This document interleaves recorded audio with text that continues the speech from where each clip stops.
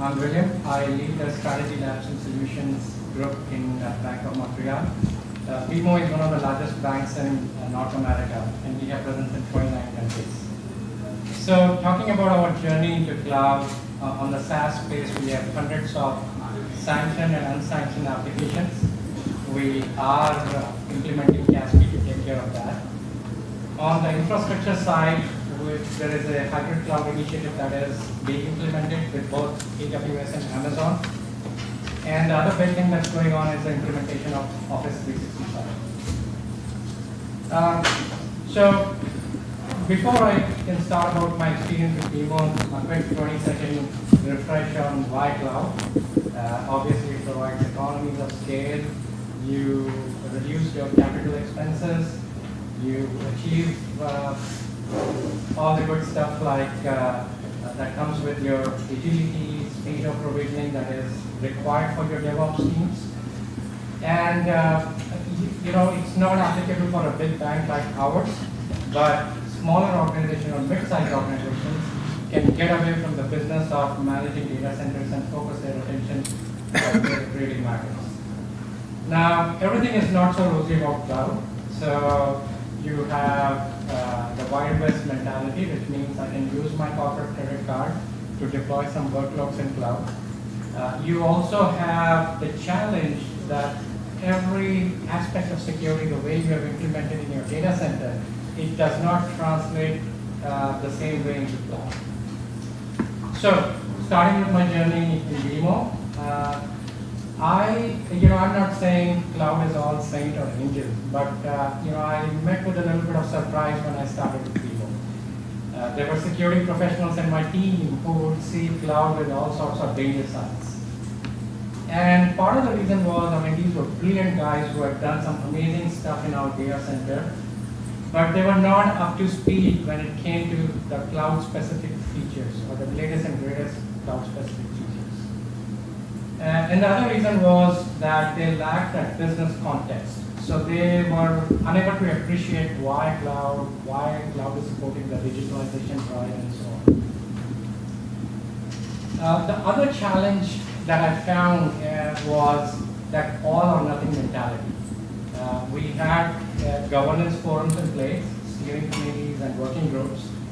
And folks in these working groups would debate for weeks and months talking about why we haven't implemented control number 1 and why we are talking about control number 1, why we don't have control number 99 in place. So what did I do about this? To begin with, I worked with my project manager and my subject matter experts, and I divided our implementation into 3 phases. What we must have before even we can set our foot into cloud. The phase 2 was going to be about those advanced cloud features that are not that obvious to implement, that requires workaround. And phase 3 is about that governance and oversight, and again implementing some of the cutting edge cloud features.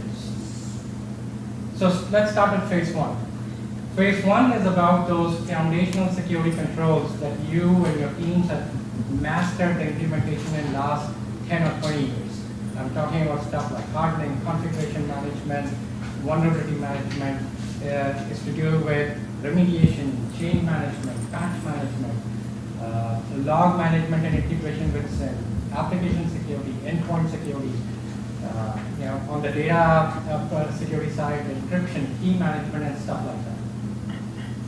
And what I did, work with my project manager, I created multiple working groups.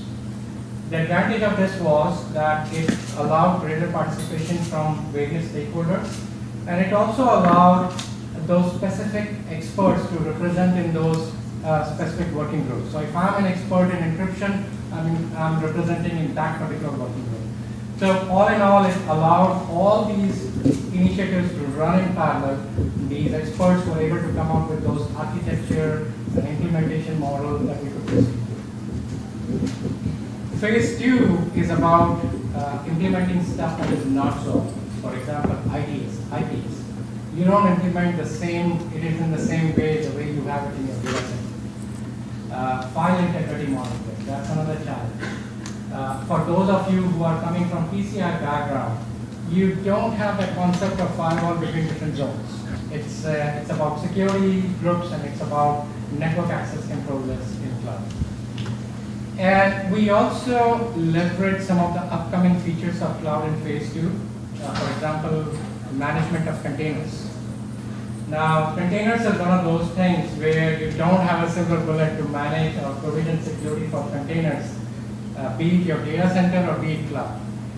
But what we found was that cloud at least provided us that governance model to effectively manage containers.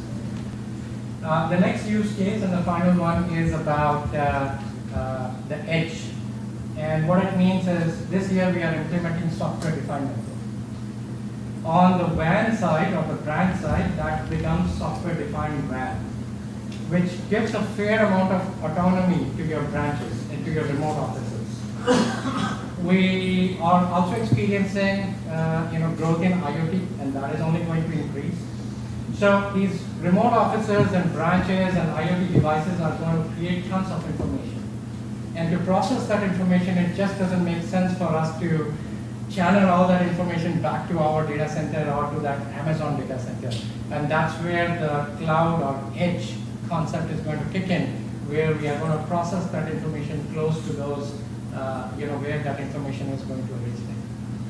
So just to conclude, there's so much going on, there's so much of opportunities. I'm not saying everything is super duper or easy with cloud. My team has to do the whole 9 yards of due diligence. But I think there are certain compelling use cases when I look in the future. Edge, big data analytics, DevOps are some of the compelling use cases where I think we are going to increasingly leverage cloud in coming years.